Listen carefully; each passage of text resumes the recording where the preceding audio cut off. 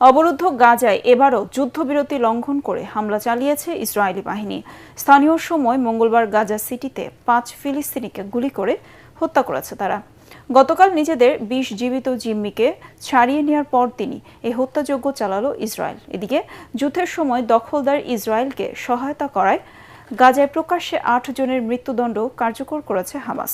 অন্যদিকে গাজায় যুদ্ধবিরতি টেকসই করার লক্ষ্যে মিশরে দ্বিতীয় দিনের মতো চলছে আন্তর্জাতিক সম্মেলন।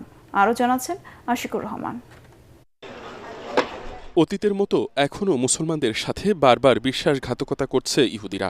হামাসের সাথে আবারও যুদ্ধবিরতির চুক্তি লঙ্ঘন করে হামলে পড়ছে নিরীহ নিরস্ত্র ফিলিস্তিনিদের উপর।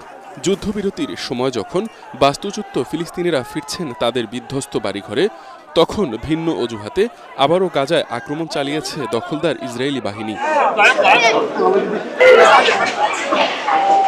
গাজা সিটিতে তাদের নির্ধারিত কথিত হলুদ সীমা অতিক্রম করায় 5 ফিলিস্তিনিকে গুলি করে হত্যা করা হয়েছে। তবে যেটিকে তারা হলুদ সীমা হিসেবে অভিহিত করছে তা সাধারণ মানুষের জন্য বোঝার কোনো উপায় নেই। কেউ জানেই না এই হলুদ সীমা কোথায়। দখলদারদের সেনারা জানিয়েছে, গাজা সিটির সেজা এলাকায় তাদের দিকে এগিয়ে আসে কিছু ফিলিস্তিনি। ওই সময় তাদের লক্ষ্য করে সরাসরি গুলি ছোড়া হয়। তাদের দাবি, প্রথমে ভয়ভীতি দেখিয়ে এসব লোকজনদের সরিয়ে দেওয়ার চেষ্টা করা হয়েছিল, কিন্তু ওই ফিলিস্তিনিরা না সরায় গুলি ছোড়া হয়েছে।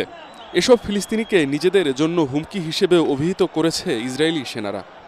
এদিকে যুদ্ধবিরতি কার্যকর হলেও দখমুশ গোষ্ঠীর সঙ্গেও ব্যাপক সংঘর্ষে জড়িয়েছে হামাসের যোদ্ধারা। সংঘর্ষে এ পর্যন্ত দখমুশ গোষ্ঠীর 52 সদস্যকে হত্যা করেছে হামাস। অপরদিকে একই সময় হামাসের 12 যোদ্ধা নিহত হয়েছে।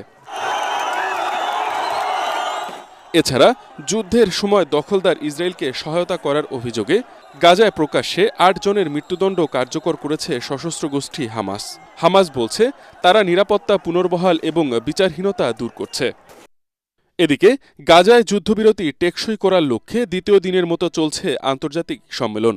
এর আগে মিশরে 20টি দেশের প্রতিনিধিদের নিয়ে সম্মেলনে গাজা সংক্রান্ত এক চুক্তিতে সই করেন মার্কিন president Donald Trump. Ashikur Rahman, ATN Bangla.